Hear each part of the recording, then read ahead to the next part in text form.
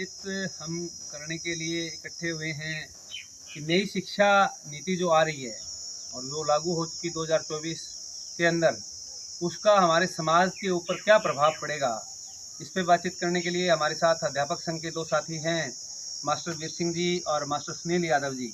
ये दोनों साथी इस पे बताएंगे हमें कि इसके समाज के ऊपर किस किस तरह के प्रभाव आएंगे, क्या दिशा देगा, और आने वाले दौर में जब हम इसको देखेंगे तो क्या हमारा नज़रिया बनेगा। उसी नज़रिए को समझने के लिए बातचीत करने के लिए हमारे साथ हैं मास्टर वीर सिंह जी। वो इस पर बातचीत रखेंगे। मास्टर वीर सिंह साथियों, सबसे पहले तो मैं आपके चैनल को धन्यवाद देना चाहता हूं कि आप इस तरह के जो सामाजिक और जन सरोकार के जो मुद्दे हैं उन पे बातचीत करके लोगों को जागृत करने का कार्य करते हैं।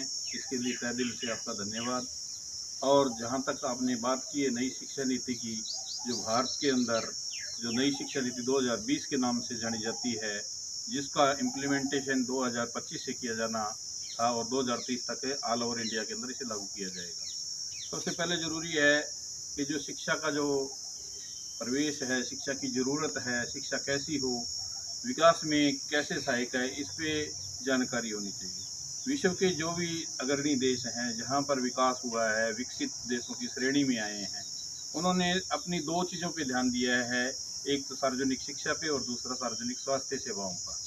हमारे देश की जहाँ तक बात है, आज हमारा देश पूर्ण रूप से एलपीजी की जो नीतियाँ थी जो 1989 में आई थी, उसके बाद 1991 में लिबरलाइजेशन और प्राइवेटलाइजेशन की जो नीतियाँ देश में लागू हुई, उसका जो आज चरम पे प्रभाव है, उसी के चंगुल में फंसकर ये नई शिक्षा नीति जो है लेके आई है पूंजीवादी ये सरकार जो है।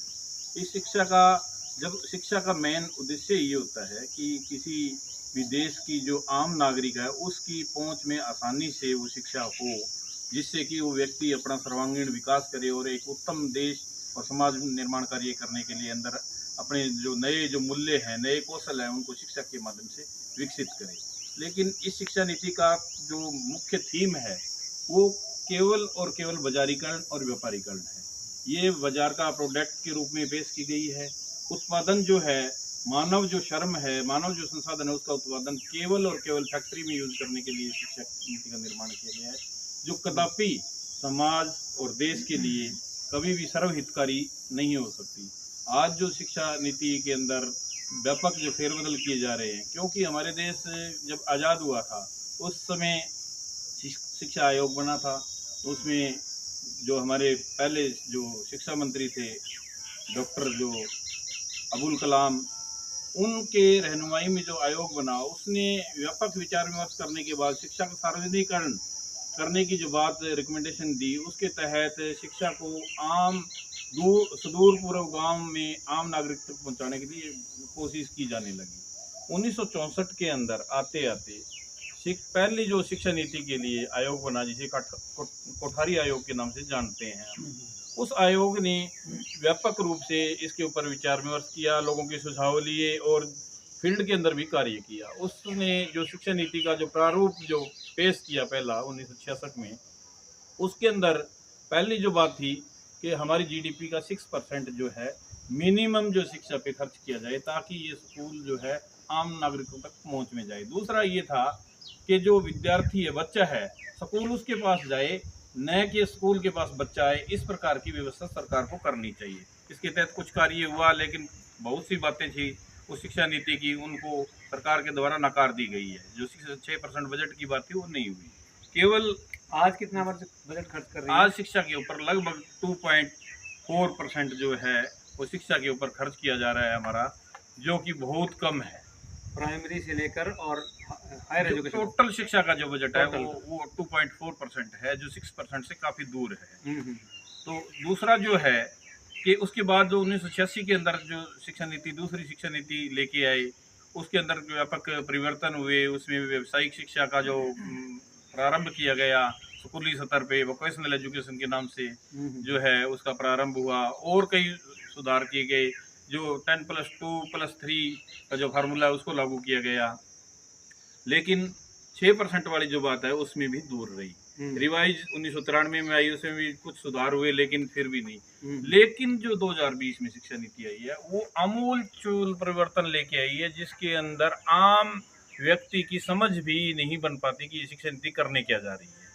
इस शिक्षा नीति को इतनी चतुराई से बनाया गया है ट्रिपल पी मॉडल को विकसित करने के लिए। आने वाले समय में 2030 के बाद देश के अंदर आपको पूर्ण रूप से सरकार अधिकृत कोई स्कूल या कॉलेज नहीं मिलेगा। ट्रिपल पी क्या है? Triple P private public partnership के अंदर जो बड़े बड़े निजी भागीदारी के माध्यम से इसको विकसित करना चाहते हैं। जो नई जो शिक्षा नीति उसमें जो बड़े बड़े पूंजीपति जो लोग हैं उनका इंफ्रास्ट्रक्चर विकसित करने के तहत सरकार उनको काफ़ी उनकी आसान शर्तों पे कुछ सुविधाएं सरकार देगी, जिस प्रकार जमीन का आवंटन है, बिल्डिंग बनाने की बात है।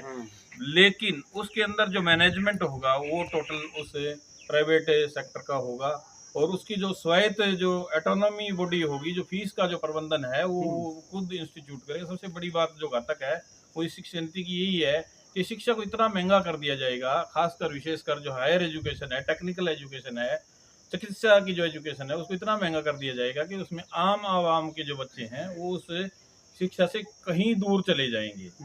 और इसका जो पैटर्न विकसित किया गया है मैं आपको बता देना चाहता हूँ। उसको जो 4 भागों में बांटा गया है।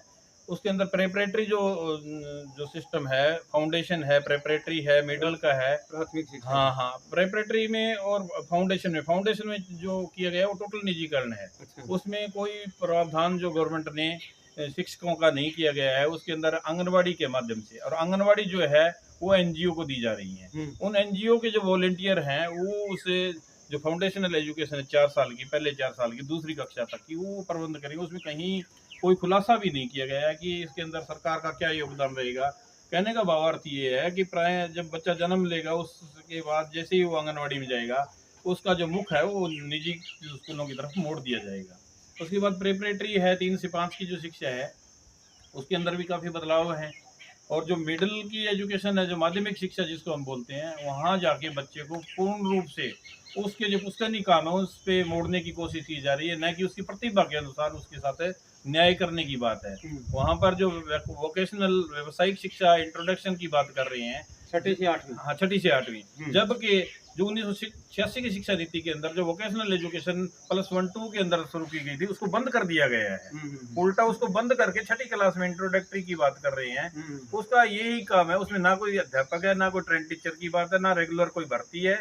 उसमें केवल सोसाइटी के जो लोग हैं, जो कोई बढ़ई का काम करता है, कोई मिस्त्री का कार्य करता है, कोई सिलाई का काम करता है, कोई चरमकार का कार्य करता है, ऐसे लोगों को लाके उनसे ऑनरेरियम बेस पे उनसे शिक्षा उन बच्चों को दी जाएगी। वो अपने पुश्तैनी काम है वो सीख सकें, ताकि कहते आगे जाके उनको दिक्कत ना आए।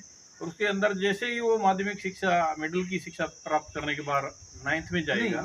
इसमें थोड़ा सा स्पष्ट करिए कि जब बच्चा एक स्किल ग्रहण करेगा 6ठी से 8वीं तक जी, तो क्या आपको लगता है कि जो बच्चा चाहे वो कारपेंटर के क्षेत्र में निपुण हो जाए, चाहे वो सिलाई के क्षेत्र में निपुण हो जाए, चाहे वो दूसरे किसी भी सेक्टर का जो काम सीख रहा है उसमें अगर वो 3 साल काम करते हुए निपुण हो जाएगा तो क्या उसके माँ बाप उसको स्कूल में रखेंगे या उसको ड्रॉप आउट कर लेंगे? इसके ऊपर क्या समाधान है? ये जो है ना, ये जो शिक्षा नीति है इसके अंदर एक प्लान के तहत ये कार्य किया गया है। इसमें कुछ भी नहीं सीख पाएगा बच्चा, केवल उसको इंट्रोडक्टरी का परिचयात्मक जो व्यावसायिक शिक्षा का नाम दिया गया है।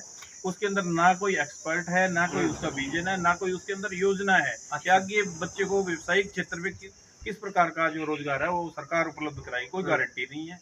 वो इसलिए करवाया जा रहा है कि अगला जो पैटर्न है जिसको सेकेंडरी एजुकेशन का नाम दिया गया वो सबसे घातक है। उसके अंदर 9 से 12 के बीच में 4 साल बच्चा स्कूल में रहेगा, और उस 4 साल के अंदर 64 क्रेडिट जो हैं वो दिए गए हैं। उसमें से 48 क्रेडिट उसे पास करने होंगे, और 48 क्रेडिट पास करने पर उस बच्चे को सेकेंडरी एजुकेशन का जो पास का सर्टिफिकेट दिया जाएगा।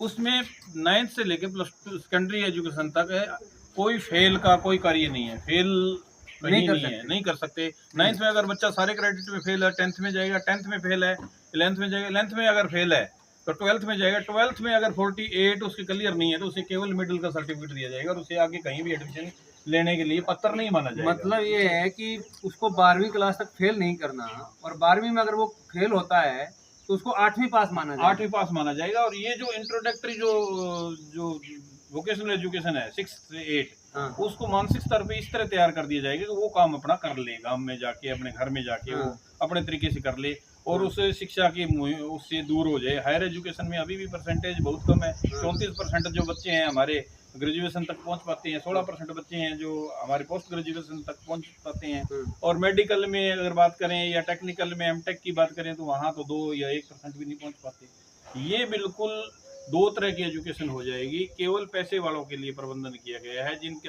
अलग से व्यवस्था है वही लोग इस शिक्षा को ग्रहण करेंगे। क्योंकि मोस्टली जो बच्चे हैं, दूसरा स्ट्रीम को तोड़ दिया गया है। मैं आपको बताना चाहता हूँ कि 9th के बाद जो स्ट्रीम है उसको तोड़ दिया गया है। अब मेडिकल लाइन की स्ट्रीम है, नॉन मेडिकल लाइन की स्ट्रीम है, इंजीनियर किसी बच्चे को पढ़ना है तो उसको मैथमेटिक्स, फिजिक्स और केमिस्ट्री होना जरूरी है। मैथमेटिक्स के बिना फिजिक्स नहीं हो सकती, फिजिक्स के बिना मैथमेटिक्स नहीं हो सकता। यहाँ पे सरकार ने नई शिक्षा नीति में क्या कहा है कि बच्चा अपना एक विषय लेके बाकी उसके साथ म्यूजिक ले सकता है, उसके साथ एग्रीकल्चर ले सकता है, उसके साथ फिजिकल एजुकेशन ले सकता है, और वो बच्चा अपने कोई स्ट्रीम का बंधन नहीं है। लेकिन मेडिकल में जाके फिर स्ट्रीम का बंधन है। वहाँ पे अगर आप नीट की परीक्षा दोगे तो वहाँ पे आपके पास बायोलॉजी, केमिस्ट्री, फिजिक्स होना जरूरी है।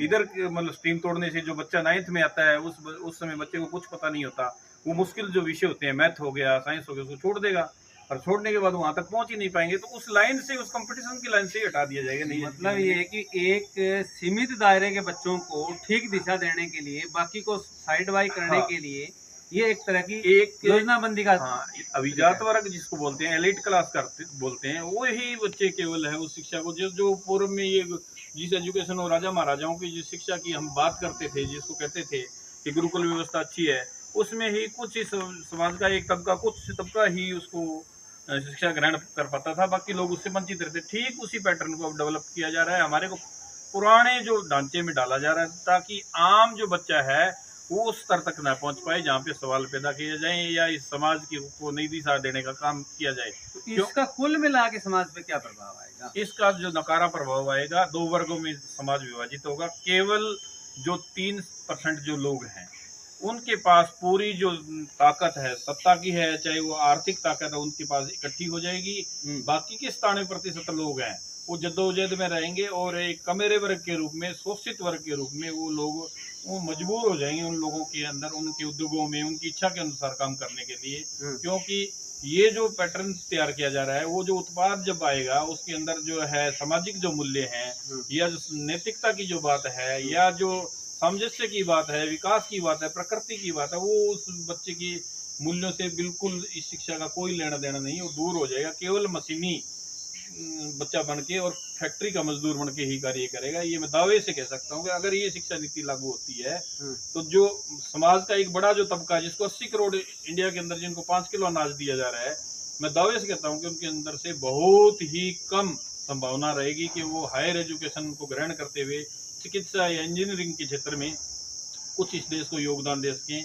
वो टोटल जो है पैटर्न नई शिक्षा नीति के अंदर जो बड़े जो पूंजीपति है, उद्योगपति, ये विश्व का जो ग्लोबलाइजेशन की जो बात करते हैं, उसी के शिक्षा नीति का पैटर्न तैयार किया गया है। वहां से भी डायरेक्शन है। एआई जो आ रही है, जो आर्टिफिशियल इंटेलिजेंस आ रही है, ऑटोमोशन जो आ रहा है, वो जो मैन पावर है उसको खत्म करने की एक साजिश है। आम लोग जो है वो गुलाम की जिंदगी जीने पे मजबूर हो जाएंगे। ये दिन ज्यादा दूर नहीं है कि जिसकी हम आज करें, टेक्नोलॉजी का जमाना है, आज पूरा विश्व एक गांव की तरह बन गया है। तो इसके अंदर भारत जो जैसे जो देश है जहाँ पे मैन पावर, मानव संसाधन की भरपूर मात्रा है, उन पे बहुत ही नकारात्मक प्रभाव पड़ेगा। इसलिए मैं अपील करता हूं समाज के प्रत्येक नागरिक से, अभिभावकों से, अध्यापकों से, जो भी शिक्षा से जुड़े लोग हैं, नई शिक्षा नीति को अच्छे गहराई से पढ़ के इसके अंदर जिस तरह के खतरे हमारे को दिखाई दे रहे हैं, उन खतरों के लिए लामबंद होके एक जोरदार आवाज उठाते हुए इस नई शिक्षा नीति को रद्द करवाने का कार्य करें। वरना मैं आपको आज चेतावनी दे रहा हूं कि ये जो समाज के अंदर नई शिक्षा नीति का प्रभाव 2030 के बाद जब देखने को मिलेगा, आपको सार्वजनिक रोजगार, सार्वजनिक जो क्षेत्र के जो संस्थान हैं वो नदारद रद्द मिलेंगे और केवल जो है ये एक पूंजीवादी जो वर्ग है, जो बड़ा वर्ग है, जिसके पास बड़ी पूंजी है, उनके अधीन हमें कार्य करना पड़ेगा। और हमारा जो सामाजिक जो ढांचा है उस पर बहुत ही विपरीत प्रभाव पड़ने जा रहा है इस शिक्षा नीति का। इसलिए समय रहते हुए हमें लामबंद होकर इसके खिलाफ आवाज उठाते हुए संघर्ष करना चाहिए और इसे रद्द करवाने का हमें पुरजोर जो कोशिश है वो करनी चाहिए और मांग करनी चाहिए। मैं यही बात कहना चाहूँगा। धन्यवाद। निश्चित तौर पे ये मास्टर जी ने बड़े सवाल उठाए कि नई शिक्षा नीति एक पूरे देश में अनस्किल्ड वर्कर पैदा करेगी। जिन बच्चों के पास 8वीं 10वीं 12वीं का सर्टिफिकेट तो हो सकता है, लेकिन वो किसी भी विषय में निपुण नहीं होंगे। निश्चित तौर पे ये बड़ा एक चिंता का विषय है। और जब समाज में बच्चे स्पष्ट नहीं होंगे तो वो समाज क्या दिशा लेगा और उसकी क्या दशा होगी, इस पे हम एक अनुमान लगा सकते हैं, कल्पना ही कर सकते हैं। निश्चित तौर पे ये बातचीत आपको कैसी लगी, हमने एक प्रयास किया। आप अपनी कमेंट्स में अपनी राय जरूर दें, और इस तरह कि किस विषय पे और चर्चा सुनना चाहते हैं वो भी आप लिखें। आपने हमारी बातचीत को सुना, आपका बहुत बहुत धन्यवाद।